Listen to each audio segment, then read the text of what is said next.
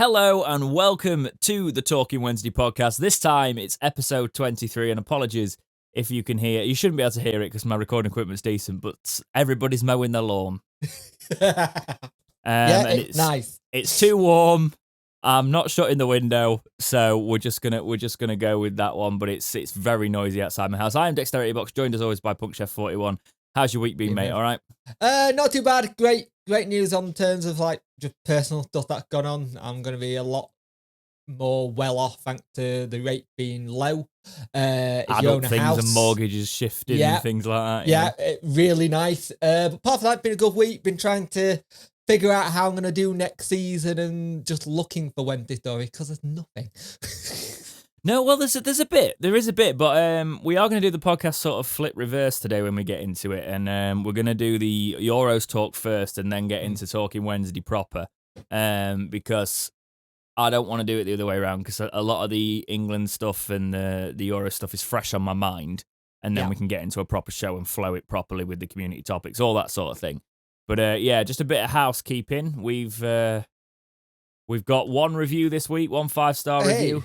We had some lovely people jumping to our defense in the comments going, how dare people give you bad reviews. We appreciate that very much. Yeah, also, actually, I did get a couple of DMs on the Dexterity Box Twitter saying, hey, man, I've tried to contact you on Facebook and things like that. Couldn't get through sort of thing. I've got a heavy amount of filters on my Facebook because it's my personal Facebook.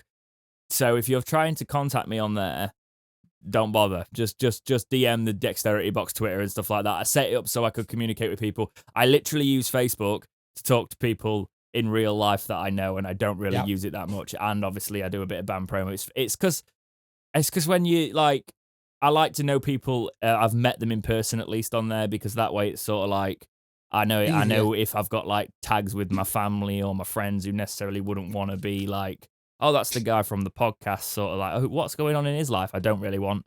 Yeah, I don't think anybody wants that. Do you know what I mean? So it's sort of like, that's why I was like, oh, I've got all as you will know if you've ever messaged me on Twitter and things like that, I'm pretty much up for a chat most of the time. Not long chats, obviously. But I do like if you got a question or something, I do usually reply and stuff like that. So if you want to contact me, that's a good way to do it. But I do also just tweet people randomly and have a chat with you guys anyway. But I just thought I'd mention it because I had a couple of DMs this week going, oh yeah, I've tried to give you this information or that on that and that, and I'm like, yeah, but where have you? Oh no, that's my actual Facebook, not even the Dexterity Box Facebook. So there is a Dexterity Box Facebook as well. So all of that. On the Twitter or use the email address we got. Yeah. Because that's the thing. It's not like it's difficult. It's just a different handle, isn't it? It's just a different handle that we've got for the actual. I've got the same thing. I've got a little one, and when my little one first in, I had people go, "Oh, you're gonna have them on the channel?" Like, no. No, she's it's baby. It's keeping the side and stuff like that. Yeah, it's not even like, because when you say stuff like, it's like, oh, you big shots. It's nothing like that. It's even case of even like a little small audience. You never know what's lurking in a little sort of, somebody's coming for a week and they might be a bit strange. You never know. They've just literally found the content this week, and then you never know. Yeah. So you've always just got to be double careful. But yeah, that's why. On your guard. That's why just chat to me on Twitter and things like that. Okay, so you got your green screen up. I've got my green screen up. I've been doing a bit of stuff this week. A bit of stuff, right? So I think I will. There's a crease in it and the shadows in it, so there'll probably be a really dodgy image behind me or something during this, because it won't have got rid of all the shadows out because it's not ironed. It's just up there because I've been doing just little bits of camera work. But I didn't take it down, so the green screen's up behind me. Maybe I've put a nice England flag up there. I don't know. We'll see. I've actually got an England flag I could have put in front of it. I've got many, actually. But that's because we got a load for one tournament, and we've had them for about 20 years. So that's usually what happens with England flags. Right. Let's go into this review then, shall I? Actually, like I said I was going to do.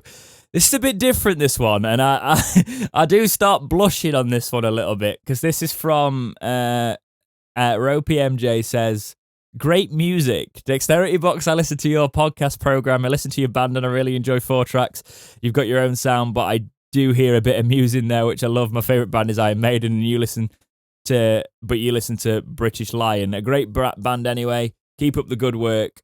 Ropey MJ 1867 with the owl emoji. Now, thank you very much for that. I wasn't expecting to read that on a Talking Wednesday podcast review, but we did say we'd read the 5-star review, Yeah, so we thank did. you for leaving a 5-star review. Appreciate the people that... Everybody was pretty decent about us using it. The new music is very good, I've got to admit. Thank you very much. Really enjoyed it. I just got bored in lockdown, so I thought I'd finally release something. But yeah, no, I did appreciate that people understood where we were coming from. It wasn't like I was just trying to self-promote completely. It was a case of sponsorships, things like that. And people were actually really decent about it on the channel. So thank you for that. And I do, because I did say at the time, if you want to check it out, check it out. If you don't want to, let's just move on. So I do appreciate that people respected that I wasn't going, oh yeah, because you like my podcast, you should do this. It was a case of, oh, some people want to support me a little bit more than that. Check out what he does in his in another side of his life, and some of you did that and really helped it out. So thank you very much for that. Okay, Called being multi-talented. well, I won't go that far. But yeah, let's get into the England talk, shall we? So, a bit of Scotland talk in there as well. I know you're not all English. We're going to talk about Scotland. Yeah. So, we're going to start with the England-Croatia match. So, this one... Well, Go on, what did you think to England-Croatia? We'll do it in the same way we do Wednesday matches. I thought it was a very slow build-up from us. I think we lack any kind of, like, just going for it. You know, I would have thought being at home and in front of our own fans, we would have that like energy to go forward. But it's done the negative effect. Like it's actually gone, oh, hang on, we have to. That's do a bit weird. better. I thought different against Croatia because I can see what you're saying in that in general. But like against Croatia, I felt like we were actually. We looked really good on the ball. We looked really good going forward. We didn't take enough chances, in my opinion. But I actually thought we looked like, we look like a side who can play football here. Because if you remember the World Cup when we played Croatia, they passed us off the park. They did. Where it was the opposite when we played Croatia. So I did actually watch that going, well, it's a 1-0. England get a 1-0. It's the way Southgate lines us up. He's gone a bit cautious. Phillips was incredible. He was. You know, and I just thought like, okay, we've got something here. And I think he's played a bit more cautiously here. But when we play sides that are like, you know, third lowest ranked, such as Scotland, I expect to see more attacking options. I was very shocked to see Sterling start the tournament. And then obviously, as I tweeted, get Grealish on for him. Now he obviously scores. But now, after like seeing him in the Scotland game, I can understand where you're going with Sterling. Mm-hmm. And it's the kind of thing where you watch both games and say, yeah, we played well in the first game. But in the Scotland game, there was just there was no lack of urgency. There was no urgency, yeah. We were played off the park. Scotland deserved to win that. I disagree. In my opinion. I disagree. Right, but here's the thing. This is not being bitter. I've heard that side of it, and I've heard people say that quite a lot, that Scotland were the deserved winners of that match. That's crap, right? Because they weren't deserved winners. Any team with actual, and I'm not saying this, a quarter of me is feeling betrayed now because the quarter Scottish here. Yeah. But like any decent side, really decent side, would have ripped England apart when we played Scotland. Yeah, but also any decent side would have ripped Scotland apart. Same thing. That's what I'm saying. But it was just the way Souness was saying it. I was like, right, your bias is showing here, mate. To be fair, so Souness was starting to get on my nerves. I really wanted to punch him in the face. it was just a case of. It's the one time I've seen Roy Keane stand there going, I really want to hit you. I really want to hit you. Shut up. Southgate got it wrong.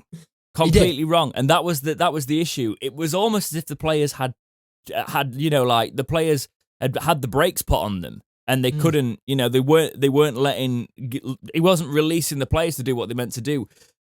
I know that we are going to struggle in this tournament when I am watching.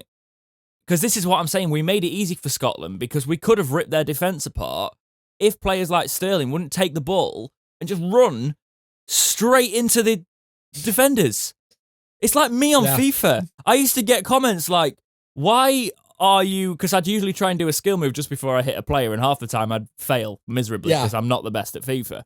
So, like, I used to just run with the ball straight into the defender expecting to get past them. That's almost as if what our attack was doing against Scotland. Trying to run straight at the defence and expecting us to get past him. The chances we had, like that Stones header was superb. And he was stretching Should for have it. The scored, chance though. he should have done, yeah. That chance Kane had, even though he was offside, it felt like every time they were stretching. And going on to, I think Kane's been massively effective with the whole transfer talk before the tournament.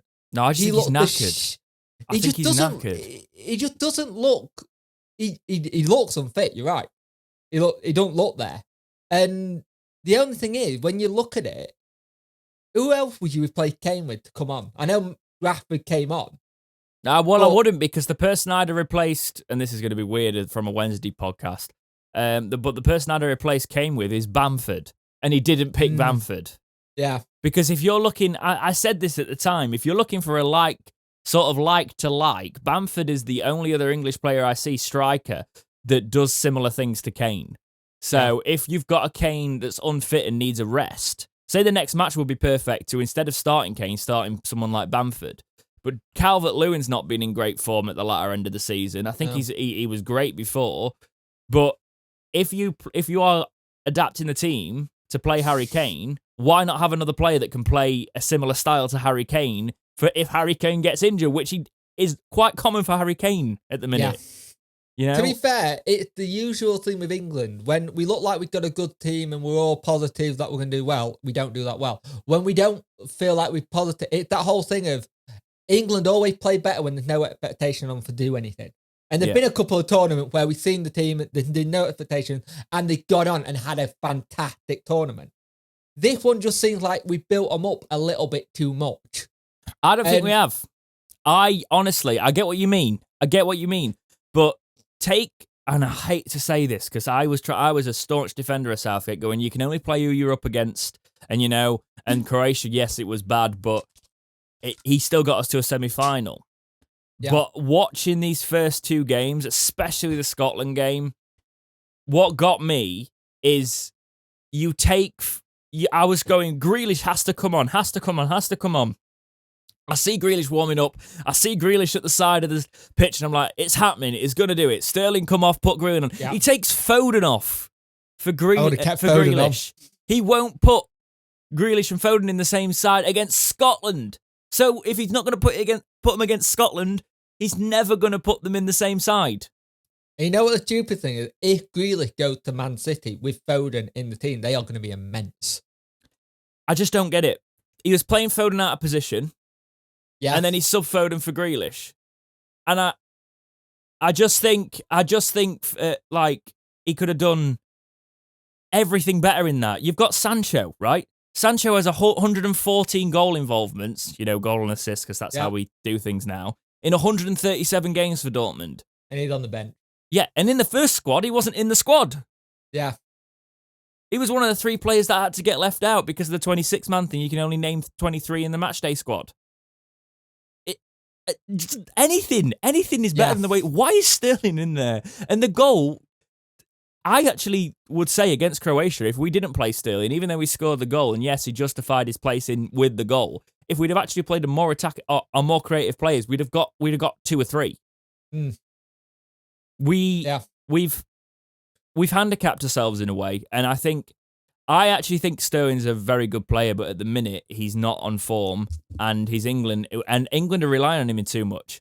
And I think it's because he keeps doing this line, Southgate, of young players. If they're young and you don't back them, don't send them, don't use them as an excuse.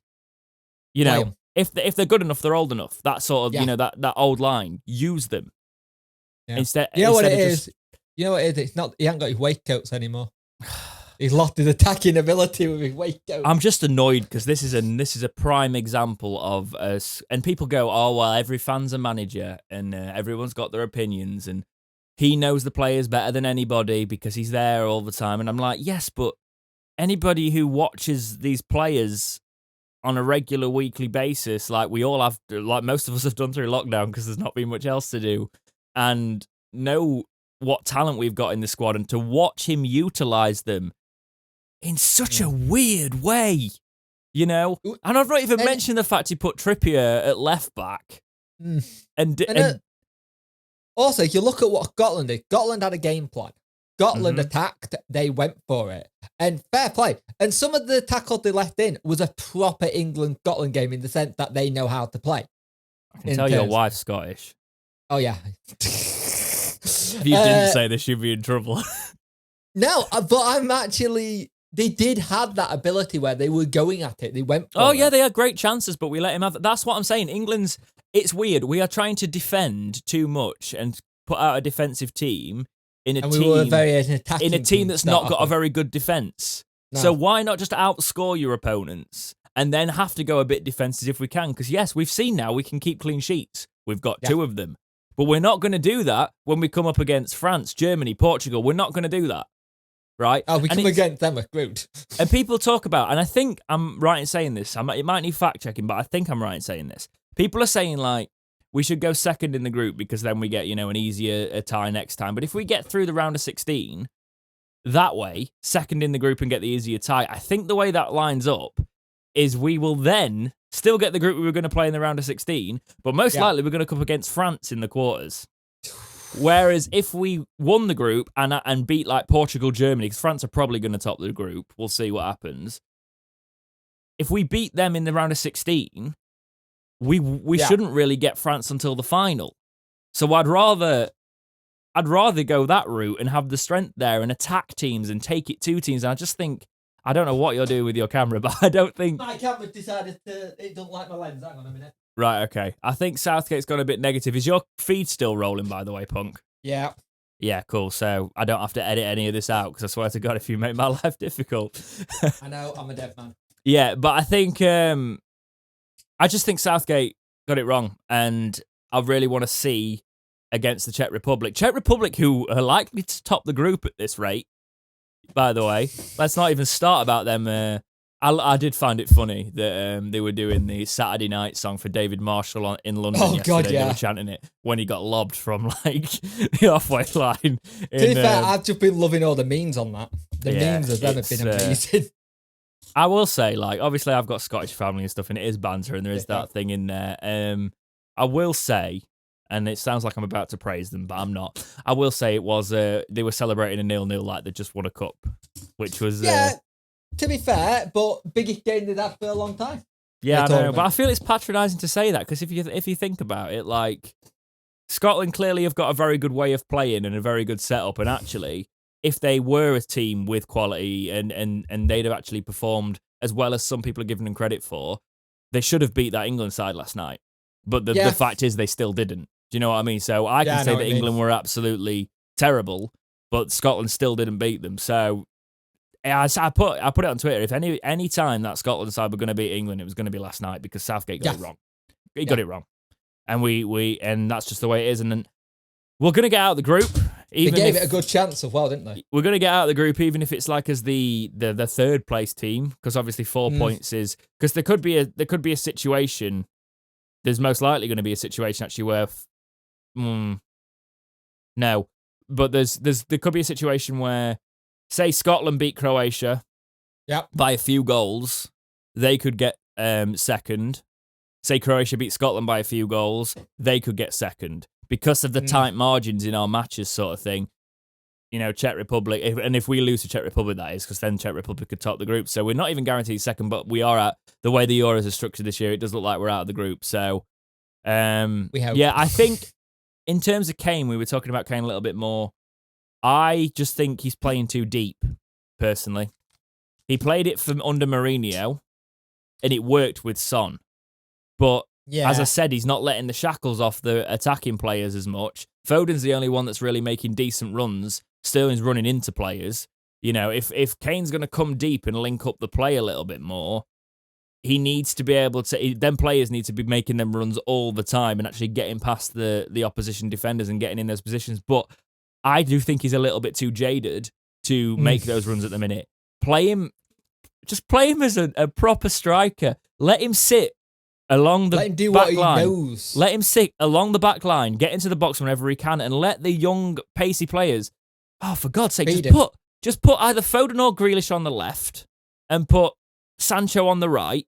Let them do the running and the creativity. Have Harry Kane in and around the box where he needs to be, because he's got he's got one of probably the best shot on him in the world currently, arguably with Lewandowski. So stick him in and around the box and he'll score. How the hell? Yeah. I'm just a random lad on the internet, and I can say that. Do you know what I mean? So to be fair, there've been a lot of people, even pundits, saying that's the way we should be playing, and it's really weird when you look at some of the transfer talk at the minute that Grealish could be going to City. There's a possibility that maybe Kane go to City, and if you can imagine a team with Sterling, Grealish, and Kane in a Premier League team, it would be scary. So if they can do it, if you had that in a Premiership, imagine what they'd be like playing for the country. It'd be great. It'd be great to see. I think Man City with their money, they could really. The one thing that we say is that a lot of people say that the Premier League it's not about the English teams and it's backed up by a lot of foreign players that make the league great. And I understand that. And it's a big sign that the English managers don't win the Premier League. So it comes down to the manager there as well. But if a team like City could make a front three of English players sort of thing, that would really help. Exactly. Do you remember back in the day when Wenger was talking about he was going to build England a spine? Yeah. And he was going to build us a spine because that's what our team needed to do. They could definitely do it. But I do sort of think that we've got the best chance in terms of players that we've got at the minute, and people keep using this young players thing, but I'm sorry, that squad on paper with a really good manager, you give that team to a Klopp, a Pep, even a Mourinho, they're winning the Euros. Yeah. Because it's about the tactical way you set up against teams. Yes, we probably struggle against France, but France aren't miraculous as a team. They've got some world-class players in there, but France have got their pitfalls you can exploit if you've got the right tactical know-how. But then again, Didier Deschamps is a very, very good manager. That's exactly what I'm saying. He's proven it at every level. The problem with Southgate is you've got a manager who didn't really want the England job when he got it, managed to do some decent success while he's had it, and now, like a lot of people say, we're starting to have that Roy Hodgson feeling of, well, it coming to the end, he probably doesn't want to do it anymore. And I'm not saying that as a bad thing, but there's part of me, if you didn't want the job in the first place, how much of you were in this? You know what I mean? I get what you're saying. I think we'll find out. Next game will be interesting. Yeah, find out against the Czech Republic. But there is a very big chance that we could get dunked out in the round of 16 here. Oh yeah. If he doesn't book his ideas up. I don't get it. I don't get it, because why would you not play your most creative players and let them get a run in the side? Because he's setting himself up perfectly to play him in the round of 16. Play those players that we've been crying out to play, and then go, oh, well, I've played the players that the fans wanted, and they've not done well. Do you know why? Yeah. Because you've just stuck them into one match and expected them to perform. It's basic. I think the cynicism from Sheffield Wednesday is rubbing off on my England views, but I've seen it all before. Right, should we get into the Sheffield Wednesday part of the Talking Wednesday podcast? So we've just been talking a bit of Euros. First news item this week, a big one that obviously people want to know about. It's about season tickets, but it's not about your refunds. So the season tickets for next season have been announced for our League One campaign. This is from the website. The Owls are pleased to announce that the 2021-22 season tickets are available now to all 2021 current season ticket holders. Given the uncertainty on capacities for the new campaign, sales are limited in the first instance to supporters who originally purchased a 2020-21 season ticket. The next phase of sale will be determined by ongoing government guidelines with potential restrictions in mind. Season tickets are available until Monday 28th of June, when sales will be suspended and numbers reviewed. Prices have been set following a consultation process with our supporters engagement panel. I said that really posh, did not need to say that posh. Supporters engagement panel, members of which gave unanimous support to the revised structure. So here's the prices. Adult Cup season ticket prices are now £365, the equivalent of $15.86 a game, while sports in the South Stand will see the biggest reductions to £495 or $21.52 per game. Junior season tickets in the Grandstand remain at only £1 per game for under 11s, while under 17s pay £75 for a full season. Could I pass as an under 17? 75 quid. You may have to shave the beard off. And Yeah, get I a know. whip back. I know. I'm not saying I ever did that when I was younger. I'm not saying I ever did that till I was about 20. I've never done that, ever. Why would I do that? All of the junior season tickets stay at £75 for under 11s and £150 for under 17s in all areas of the stadium. So, it's expensive. It is expensive for League One. It is expensive for League One, but if you actually have a look at some of the other League One clubs, it is lower than it was last year. They have listened.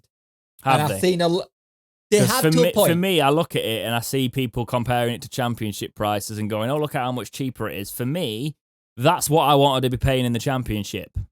Yeah, I can understand that. If I'm paying 365 quid on the Cop, I pay 400 on the Cop. Do you know what I mean? But like, if I'm paying, I want to be getting I do get it. I think they have listened in that, but they had to listen. Yeah, and that's me probably being a little bit harsh because I'm usually like really soft on the club and being like, oh well, they're trying. But for me, they had to. They got the club relegated. You know, so it needed to be. I've seen a lot of people go, it's a decent thing, but I've also seen the same people go, I'm not paying these prices at the Open, buy those prices. And then they go, this is a great price, I'll buy this. And a lot of people are getting the season ticket with credit from their old season tickets. I get it. I really do get it. You know, it is a little bit pricey still, but I'm interested to see the individual match day prices. That's what I want to know. There is rumours about like you won't be able to get match day tickets for one-off matches, and it'll be season ticket holders only. There is rumours for that. So that's where I'm in a position. That's where I'm in a position of going. Oh, now what do I do? If that happens, you're going to alienate an entire load of people who can't afford season tickets who just want to go to your game. Well, I was talking with people literally yesterday who were debating whether they renew the season ticket or not with it, and like we were going, should we do it? Because more of it's about going to see your mates as well. You know, in League One, I really want to get back to the ground, and I really want to, but I don't see it lifting in the same way, and I do think it could be a season ticket only thing. Part of me is like, why the hell would anybody, and I say this because I do it, you know, so I am being a hypocrite here, but why would anybody in their right mind, clearly not in my right mind, buy a season ticket in this circumstance when we don't know what the hell's going on with the club with all the financial stuff coming out? True. Also, you don't know when you're next going to go to a game. Yeah, exactly. Because I think it's that whole kind of tribe mentality where this is my club, I support my club, I'll go to and see and just have it just in case. Because you don't want to be that person that doesn't have a ticket when you could have done and then you sat at home. And a lot of when they were allowed to go back to it, it's going to be that social interaction. There's going to be a lot of people who haven't seen people for over a year due to everything and go, well, like you said, you're going to go have a good time with your mates. And if you see a win, brilliant. If you don't, you'll go bitch about it at the pub. I get you. Let's see what happens. Let us know what you think about the season tickets in the comments. But right, before I get into this next one, for the love of God in the comments, stop saying, why are we talking about players coming in when we don't know where the finances are at? Why are you speculating? Well, I'm bored of it. And I know some people mean well, but I'm bored of it. I understand we're all frustrated about Wednesday's finances and the situation we're in. But in fairness, we're putting out free content, and I don't want to read the comments when I'm grafted on it and going, oh, why are you doing this in the first place? Because we're doing a news podcast, all right? And before we go into it as well, there is talks that have come out that the Star has said the positive things on there. I didn't put it in because I'm sick of talking about how it positive we're close to this because I think we all know what's going on. Yeah, but exactly. it's sounding like that it's getting more positive with the finances. And one of the things that said in this said article was that Darren Moore and Chansiri, it probably one of the best relationships he's had with a manager since Carlos. Yeah, so we have heard that. Positive. Yeah, so and if that is the case, it's likely that the transfer embargo is going to get lifted as well. We'll just see where we end up. When we're talking about the speculation topics now and players we're linked with, let's just it's literally that we're linked with them. Let's remember that we're reporting on what's being reported by people doing their jobs who are the ones finding it, because the scouting team's clearly still running if all this is coming out as well, and we actually know it's still running, obviously. But and I've seen people also turn and said, well, we're missing out on targets. Well, we're not if we don't know what the targets are. So this has been everywhere, but I think we're taking this from Team Talk. So this is Sheffield Wednesday is stepping up their pursuit of Swindon Town's Akin Odemeo. He's 21 years old and he's out of contract at the new month. He has been offered a new contract at Swindon, but he hasn't signed it yet. So it's going to be interesting to see if we get him. We are, apparently Donny are keen on him. Yep. He's also been linked with Preston, Derby County, Stoke. It seems like any other team, they're the three teams we keep going up against when we're up to getting players at the minute. Yeah, exactly. So he's a centre-back, and he played 34 times for Swindon last season. He's a centre-back that came through Reading's academy because he was released as a free, went to Swindon, and he's started to perform. I think if we go off Moore's philosophy of younger players and what we're trying to do in the new sort of era of Sheffield Wednesday is bringing these younger players, I could see this one being a likely one. And, especially since we don't know what's going on with centre-backs at the minute, because we still don't know if Borner's gone or not. Yeah, even Burner, we could. You did it. We don't know we don't know what's going to happen with him, but it does. He's not. I'm surprised because I thought he'd have been announced that he'd gone by now, but same. It's not gone through yet. It might have done when this breakout or whatever's out. But what do you think to Akin Odemeo, apart from the fact that you're not going to be able to say it because it's Odemeo. I don't know what noise I just made. I carried that. I think it will be a decent little transfer for us, especially on a free. He's 21. He can grow into it. For God's sake, though, put a good deal in front of him that we can make some money off him afterwards. Oh, no, Chansiri will offer him 600 quid and a packet of Twiglets. And probably a season ticket. No, yeah. From Yeah. Well, do you want this and we'll eventually refund it? Yeah. But I think it will be a clever little business. I think we're going to see more of these free transfers, young players come in because Moore's shown that he can do this. He did it at West Brom. He did it at Rovers. Johnny Rovers, that is. I must say that because people get the same way when Sheffield get called Sheffield, not Sheffield Wednesday. So, but you have to be really, really careful with getting these players in that we don't build them up. He's already played 34 times in League Two, which is good. So he's already got that ability to kind of get a little bit beat up. Because he can get beat up a little bit in League Two. It is that kind of league. So bringing him to League One would be really good. And he's built. He's a unit. Excellent. So what's his like? Can he run back for a challenge? Has he got? Yeah. Is he a bit quick? Yeah, he's got some pace on him. Who would you liken him to if you've watched bits? He's a little bit like an Iorfa in the sense that he'll get back to the tackles. Have we been linked with this lad before? Yeah, we have. We spoke about him before on the pod. Because I've checked him out before. Yeah, we have. Because I'm literally looking through here now, and I remember last time, because I was like, I'll tell you what, let's get the FIFA stats up, because we always do it for a laugh. Yep. 56. There's the 56 bronze we were talking about. Yep. At least he's got 61 pace, but Jesus Christ, he's gonna fit right in on FIFA. But it's starting to seem like we're looking more and more at getting him. Yeah. I think youth players like this coming in. Obviously we missed out on targets that we've previously talked about being linked with. Reece James is not coming. This is very good This is a very good sort of age for a player to be coming in here. Centre back is Irigidi is not gone yet, but he's. Have you heard who he may be going to? Go on. Preston. Right. I mean, Preston it makes sense. He'll get game time at Preston. Yeah. That's actually probably quite a good move for him to stay in the Championship, because Preston have been one of those sort of like sitting middle teams that have stabilised, and players want to go there now.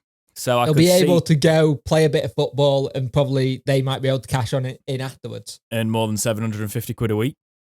Yep. We're going to get compo on him and Shaw. Well, we got 300k on Shaw. Yeah, we didn't mention the Shaw thing because I can't believe we've mentioned it again.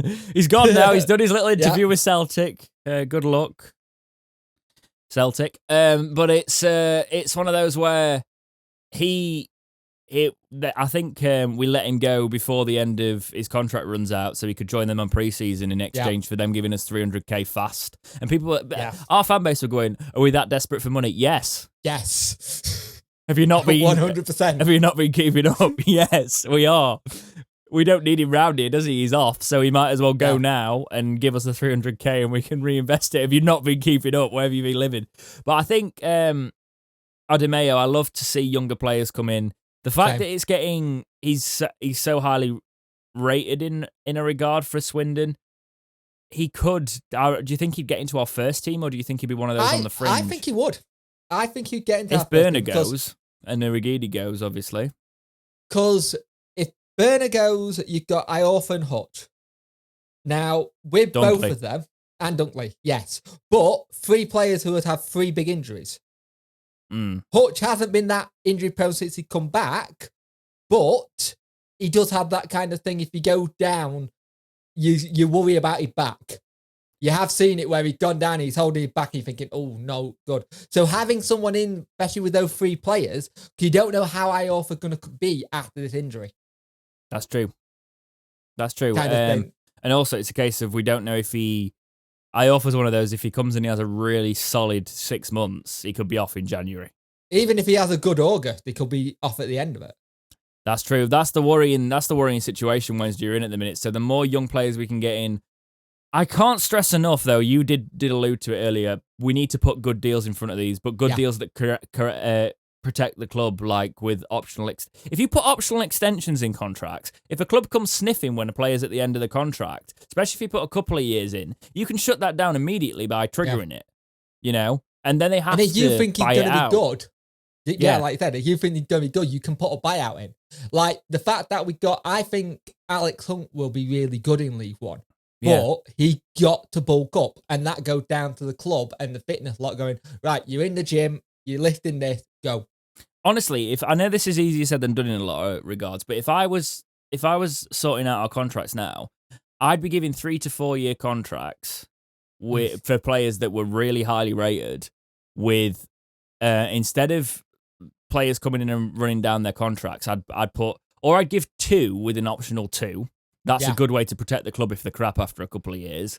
And then you trigger those if someone comes sniffing around, but you also put a release clause in of I don't know, say a player that you think's only worth like a mil or 2 now, right? But you think, if they kicked on, because how much would you think Liam Shaw should have gone for? Given how he was playing when he started. When he started, we could have at least got 1.5 million. I was thinking that, about $1.5 million. Yeah. So if you put a release clause in on these sort of players like Liam Shaw of like 2 million, 3 million, then players that, but at least we won't be letting them go for free. And then the players that you really rate, you can put like 8+, that way. It's now about protecting our assets, which we haven't done. Exactly. And it'll still suck when the players go, because you'll be like, well, why have we set the release clause that low? But we'll still get more than we've been getting. But this is where I think Darren Moore is the perfect manager to be in charge, because he'll know that. Mm-hmm. He'll know that, but he'll turn around, and if this relationship is how it's being told it is, he'll turn around and said, give him this, this, and this, but put this here. Yeah. Then the more ideal situation is actually not putting a release clause in at all, but I'm saying if you're going to entice players to a club where they think they can treat it as a bit of a stepping stone as well, and know they've got that freedom with a release clause. That's the only way you'll get some players in. But if you can get a player in with a 2-year, with an optional 2 years without a release clause, that's the most ideal way to do it, in my opinion. And also, if you're a young player coming in, Wednesday's probably the best ground to come to when it's full to figure out if you can step up to that next level. Definitely. If you can get fans in next season, and that's why I'm saying, we probably would have kept players like Origidi if they'd have been behind the fan, if they had the fans behind this season. But I also don't think we got relegated because you wouldn't have been able to switch off. We said that. But yeah, Adi Mayo would be interesting to see what happens there. Okay. We've talked about somebody incoming. This could be somebody outgoing that we thought wasn't going and doesn't appear to want to go from all the things we've heard. But Windass, this is from Football League World. Birmingham City locked in transfer tussle with Fulham for potential agreement with 10-goal forward.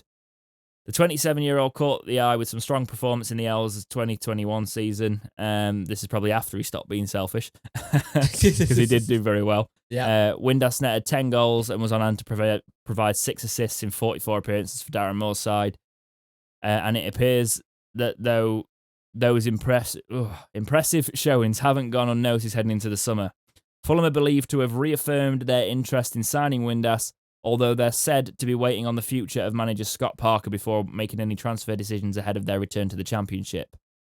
So yeah, he seems to be talked about a lot, really, because he's linked with Millwall for like $2.5 million.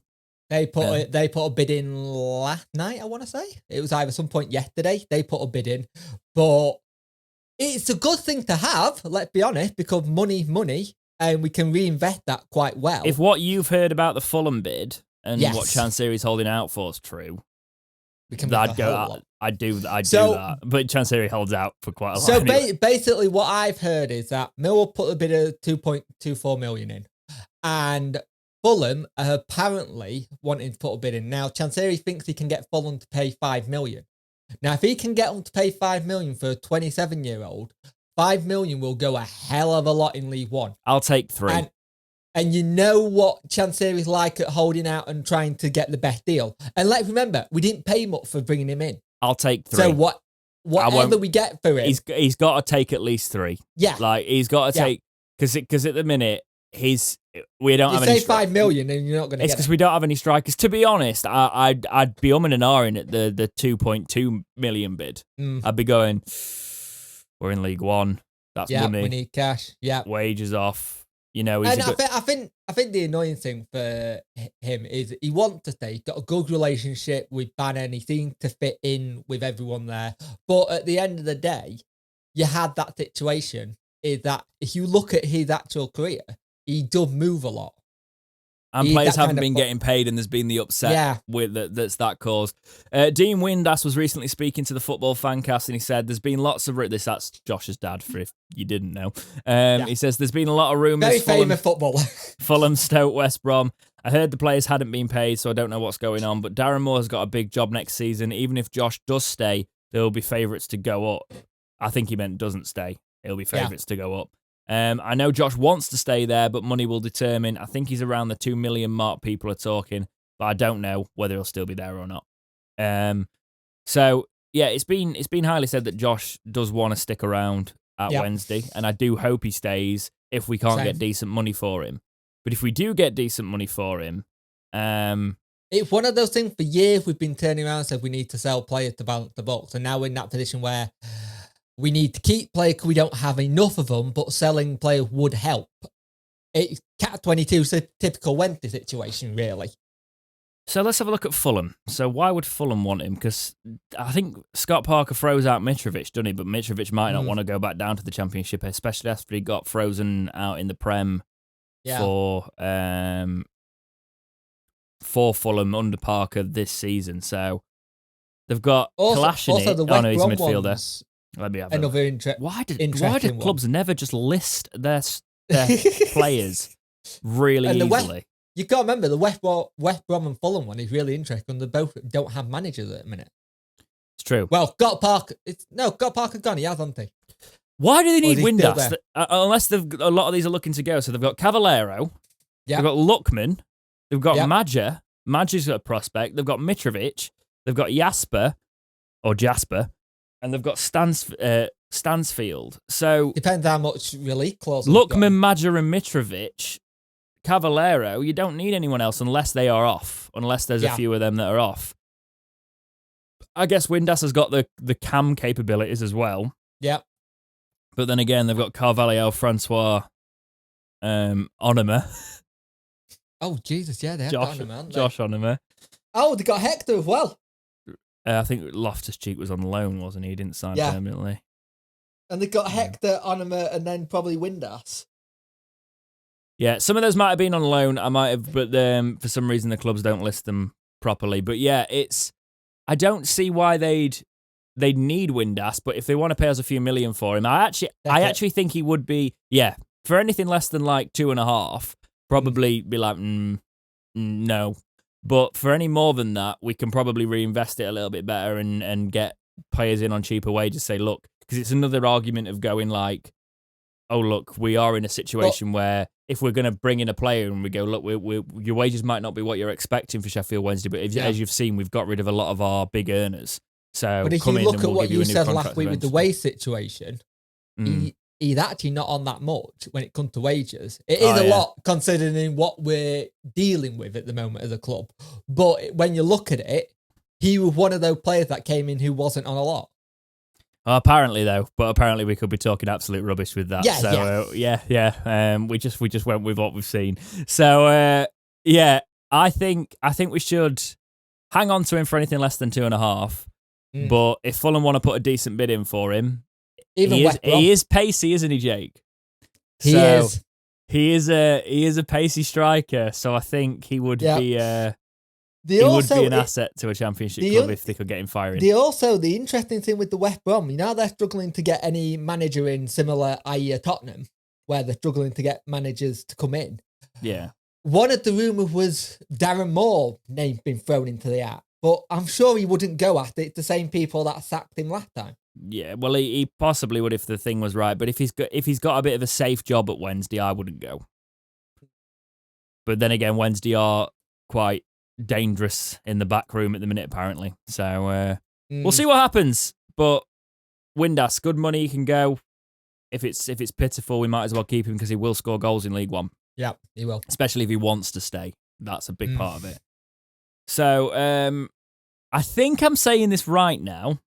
I could be saying it wrong, but I've tried to look at the pronunciations of this. I think it's Paixão. Paixão. This is how you meant to pronounce it. That would make sense. It could be Portuguese, isn't he? That would make sense. Shao. Yeah. Yeah. So we obviously were calling him Paxio for a while, but that doesn't even make sense when you read it. No, it doesn't actually, does it?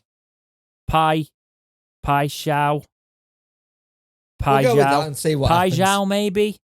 Or Paixão. Well, I think Paixão would actually be closer because if you think of the Joãos if it's Portuguese, the Joãos, I've had it said in the comments before it's like Paixão or whatever, but I think it's Paixão because we'll go with that. I don't know. I'm not Portuguese, but he's taking a step back. So the Star have reported Paixão has previously played a part in various aspects of what goes on at Hillsborough as one of Chansiri's key advisors. However, it now sounds that there's been a little bit of a shift in his responsibilities. It is thought that as negotiations regarding next season's squad continue, it is Darren Moore and the club's head of recruitment, David Downs, who is spearheading the rebuild at S6 following relegation into League One. The manager, whoever it may have been, and Downs, since his arrival, have always played a key role in terms of recruitment, according to the chairman, but the latest switch is likely to see them given more responsibility. End quote. Now, when we spoke about Paixão's involvement recently, we said that there was the WhatsApp group about transfers and things. People didn't really know where to go. Did they speak to him or did they speak to the chairman or did they speak to recruitment? There were so many different things. I think this is probably a good thing, even though he is made out to be quite a nice bloke and people do seem to quite like him, apparently. But I think this is good because it takes a bit of pressure off it, but then it's the manager and the recruitment that are now doing it. There isn't a third party involved. That can be, it goes straight from manager recruitment to chairman. It's not that middleman now going to Paxio to then to chairman. I think this makes a lot of sense. And it makes you wonder if this was something Darren Moore had put in, saying, this is what I want to do. This is what I've done at all my other clubs, and it worked. This is how I want to go, if you know what I mean. Because I could see it, definitely. I think it's a better way to do it. Darren Moore, if we're talking about the relationships with managers, people said that, and apologies if I'm tripping over my words today, by the way, it's been a very long week, full week back at work, so I've been like, it was Saturday early morning, now we're just giving it a go. Well, actually, it's falling into the afternoon, I think, but we are, we said that Carlos had pretty much control over transfers, so he had a lot of control in the club. So if Darren Moore's got that sort of relationship with Chansiri, we can expect him to have a similar relationship in terms of control of the club with the transfers. And I think this is more akin to that sort of thing, personally. But go on. Interested to see what happens with this, because for us looking in, it seems like it might be a good step in the right direction. Indeed. We'll see what happens. Don't really have more to say on that one right now. It's not really a topic. I know it's a slow news week, which is why the Star reported. But they talked about Hagen, one of the young lads. The talks of his contract renewal are going slow. That's the headline. I think the only difference is now that Crystal Palace and Leicester City are now looking into him. But if they get him, he's probably going to get shoved into their academy, where I think if we give him a good deal, he'll probably play game time in League One. The only way this works is if they take him and we turn around, we can have him on a year loan. But then at the same time, it still doesn't work because we're losing out on a pretty decent player. We don't need him. We don't need him if that's going to be the case. I'm sorry. If a 19-year-old's not... I said it with Liam Shaw. If he's not going to sign a contract, go. Yeah. Can't be asked anymore. No, completely This is Sheffield Wednesday. Do you know what I mean? Sheffield Wednesday aren't what they once were, but I'm not having 18, 19-year-olds taking the mick of this club anymore, right? You basically don't want to be dictated to by a 19-year-old. It's not even that. I don't want to be I don't want the club to be dictated to by any player. You know, respect what the club has and respect the fan base. The only thing I can think of with his contract is that it's either coming down to wages or playing time. We'll see what happens. Yeah. Can't be bothered. I'll update you when we find out. So, have you got your calendar? Have you got your calendar? No, I don't. Because we definitely need tin hats on for this one. I put this one in. I do have a shirt though. You do have a shirt. What? I have his name on the back of a shirt. Oh, right, okay. Achinui, who's just been released by his club in Cyprus. Is it APO? I don't know how to say it. Is that abbreviation? Whatever it is. APOL? Yeah, whatever. APOEL, them. Is the big man coming back to Sheffield Wednesday? Is he doing a hutch? I've been championing it for so long. But he's what he could do? It could happen. We need a striker. I could see it. Yeah. Right. I'm just saying, last week we were talking about Wednesday are looking at Lee Gregory, a 33-year-old veteran striker. Why not a 31-year-old Achinui, who's already been here, knows the club, was here for 7 years, right? All his mates are still technically here. He was a big character. He gave his all for the shirt. Yes, he only scored 40 goals in 242 appearances. But let's remember, League One, you're probably going to need that battling big man. Nuhiu wasn't just about the goals. He scored goals in moments, you've got to say, as well, in scrappy games. Like, think of the Rotherham matches, and there's going to be a lot of Rotherham-style matches. There's actually going to be a Rotherham match. The league game, the Preston game, are some of the goals which you think about. But in games where you're going to need someone to, like we said a lot of last year, he was the kind of player we could have done with coming off the bench to go and get those goals that we needed. I think this isn't a risky transfer kind of thing. If we can get him on a good deal and stuff, and personally, I don't think he actually wanted to go. If I'm honest, he would have signed a new contract. But no, I think he would. A lot of that went down to Monk. Yeah, Monk got rid of Nuhiu. I actually think this would be a brilliant signing. And I'm not just saying that because I don't think he should have gone in the first place, given the situation we were in. He's 6'6", for Christ's sake. Physical presence. We were Hey, looking. Can you imagine New Hugh, the 6'6", and then the young 19-year-old 6'9" if we did it? Yeah. Well, I feel really sorry for Barry Bannon having to look up. hang on. What? Was it Hagen the 6 foot? No, that was. Because for some reason I thought Hagen was already with us. For some reason I was just thinking. Hagen's under contract with us at the minute. Who was the lad? Who was the lad that was tall? Sully Hull. It was the Sully Hull player. Yeah, I know. But I don't remember his name. Oh, hang on. Big lad. But yeah, we're looking at big lads. So if we're looking at big lads, why not bring Nuyu back who's got the experience? And I genuinely think he would be an absolute beast in League One. Yeah, same. I don't see any negatives in this. Is there any negatives in this? The only negative is going to be people are going to go, he's a donkey, I don't like him, why are we getting old player back? That'll be the only negative. Yeah, I do see fan opinions on it going, we need to stop looking at... I'm breaking things. We need to stop looking at the past. We need to look forward. Hudlin, that was the one. He was younger. Yes, I guess that's the future. Why not bring them both in? And exactly. We'll open up some sort of I don't know. We'll start a basketball club while we're at it, right? Yeah. And we'll start with those two lads, and we'll build the revenue up that way. It's sincere. I'm giving you ideas here, right? Bring some tall lads in. Start a little basketball league. Think about that. Do the Levy thing. Levy's got the NHL, the NFL even, not the hockey.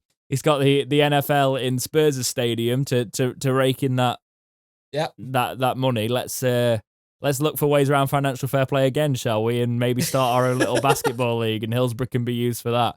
But I wonder how much she's going to charge that boxing lad for the use of Hillsborough. We'll see. But yeah, do you want him back? Yes.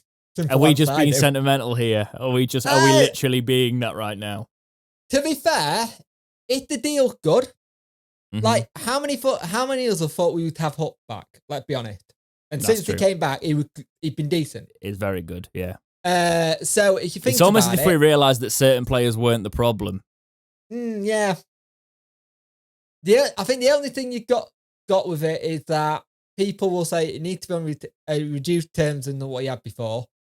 He's also, that whatever move he makes now, he can be critical because he's now got a little boy. He'd become a dad over lockdown. I don't think he'll have settled in Cyprus if he's been there for that amount of time, though. Yeah, so. He hasn't. They've been all over the place, kind of thing. Yeah. So I think he'll be looking for somewhere to settle down. And he did like Sheffield, so I'd bring him back. I'd bring him back on it. We already know what he's good at, and he rarely gets injured. Here's the thing, right? Bring him back on a year's deal. This is what I'm saying, right? Okay? You can't moan at this. Year's deal with the option of a second one, reduced terms, so obviously way reduced terms from what he used to be on. Different league. Because even if he doesn't get another year with us in terms of his sort of, career and his finances building, he'll get a League Two side. Or he'll get another League One side after that because they will just hoof the ball to him. I'm surprised he went to Cyprus in the first place. But how many clubs at one point were looking at him? Exactly. So, he's that different option, and we crying out. I've said it a lot of last season. We are crying out for an option off the bench that gives us something different, that can hold up the ball, that can bring other players in. And the fact that people forget that two men used to mark Atty. Yeah. Right? He used to take a couple of defenders out the game because they'd be that focused on marking him.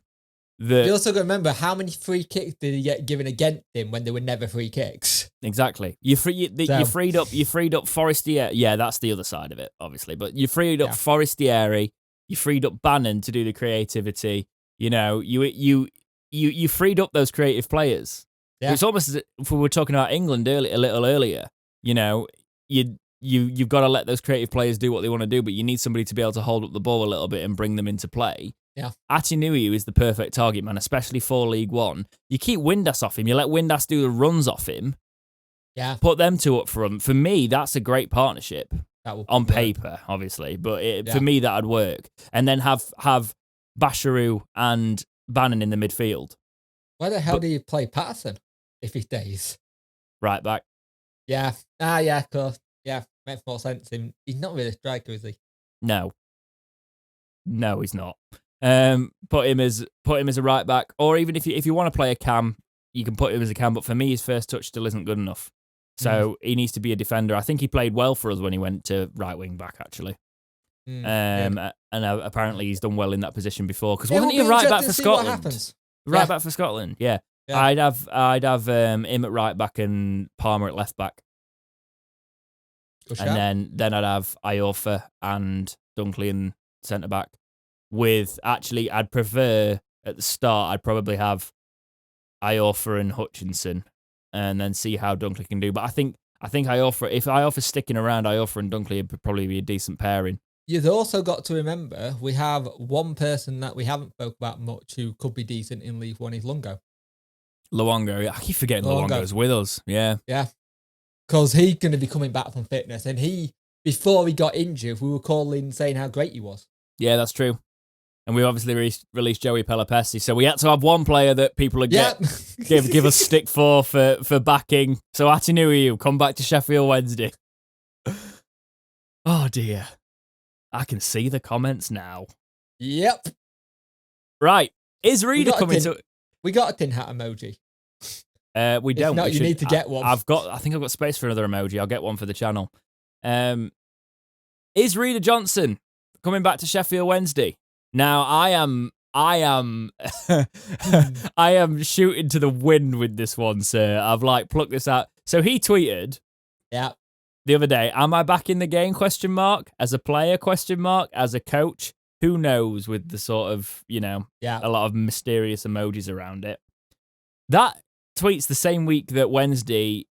It's been reported that Wednesday are looking to expand their coaching staff and bring on more coaches. Yep. I'm just putting two and two together and saying that, Reader Johnson, obviously a big... I always sign him on Football Manager as my assistant manager when I'm Wednesday manager, just saying. By the way, I bring him through. It's actually been more difficult since the... and you can't do it in FIFA 21 because he never gets a visa. Because of the world, I'm not doing it again. But because of Brexit, right? You can't get a visa in the game, and I'm like, this is the first year I've had to cheat cheat in the game to bring Reader as my assistant manager because I love bringing. But in the older Football Managers, when he retired, I always brought Reader in as my assistant, but he could never get a visa. It would make sense if you want that kind of player who put his heart on the sleeve. He played for everything. He can go to a young lad. Can you imagine if a young lad doesn't do what's right in the game? You can see Reader being that person on the touchline shouting, going, "What are you doing?" Yeah, I agree completely. And if you have him and Bullen as those kind of people, that's scary. I'd be really interested to see how that one plays out. I'd what has he done? What coaching badges has he done? Do you know? No.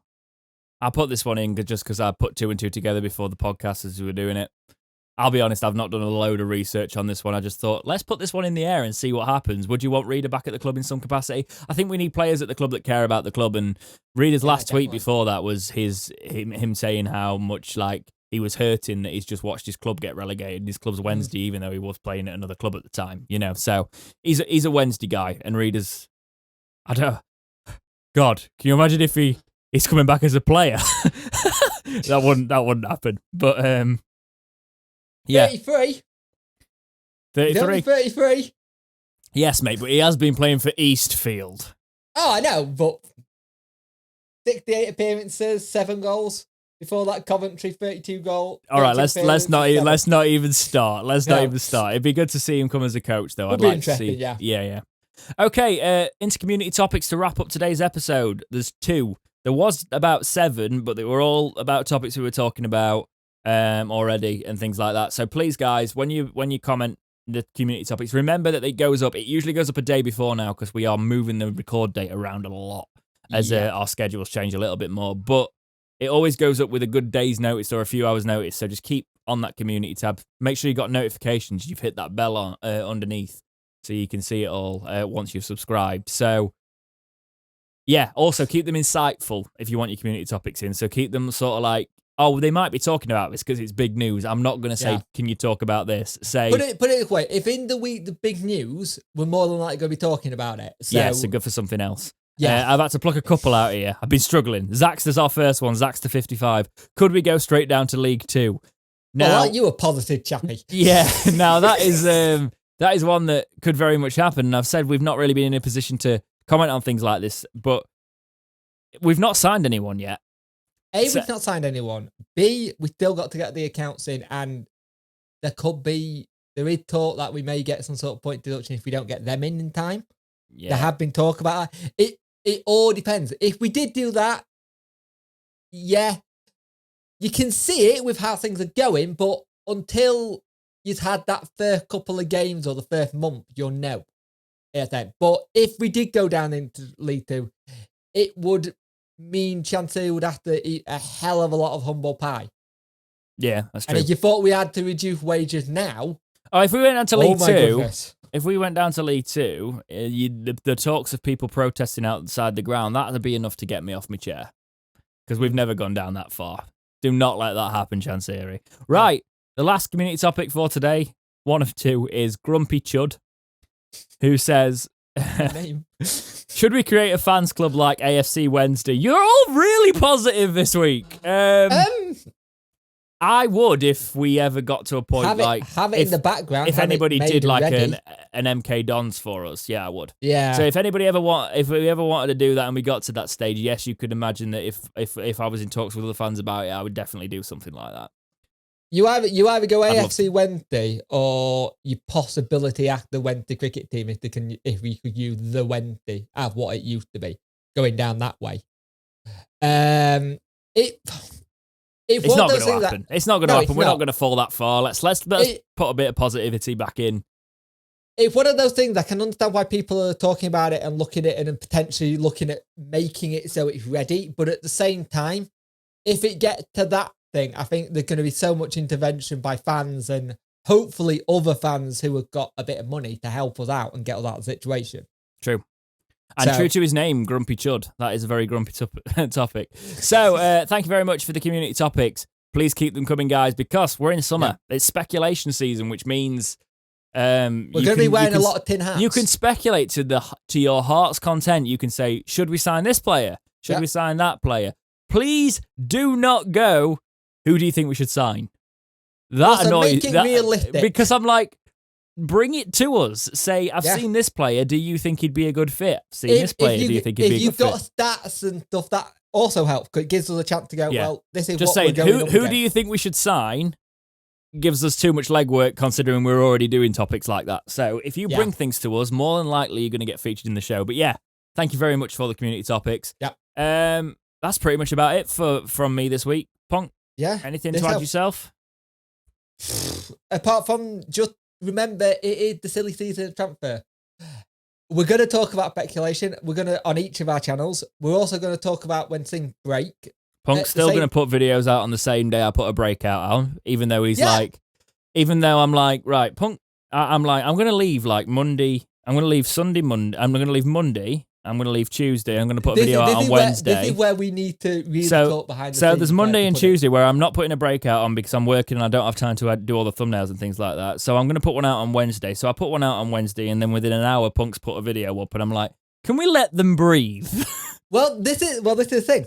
Monday, Wednesday, Friday, and Tuesday are normally days where I don't have my little one. That's where I get a lot of my stuff done. That's fair. And if it's something breaking, 9 times out of 10 it'll go out on the day it breaks, kind of thing, because there's no point leaving it. Yeah, I won't be able to do that much anymore, which sucks. Yeah, really sucks. It's gonna be a shame. But I do think that I will say that a lot of my audience, which I appreciate, will wait to hear my opinion on something. I don't have to be the fastest out of the gates, which I really actually respect from you guys. That's really warms my heart. But anyway, I'm gonna go and enjoy the rest of my Saturday because I'm gonna go and enjoy the rest of my Saturday because weekends are the only time I get to breathe at the minute. So because he's been a working man all week. A working man all week. I know, he's moaning. We've all been working through everything. I have been working, but I've been working from home. It's very different when you can work from home to when you're. You don't have to be sat in traffic jams and watching idiot drivers. Yeah. and going, oh, I'm in my mid-20s, but my back, what is this back doing? Right. Anyway, thank you so much for watching the Talking Wednesday podcast this week. Thank you, as always, for all your support. Leave us nice reviews, do all those things. But most of all, take care, and we will see you in the next episode of Talking Wednesday. You didn't say see ya. It's kind of your thing. We'll see you in the next episode of Talking Wednesday. Yeah. There we go.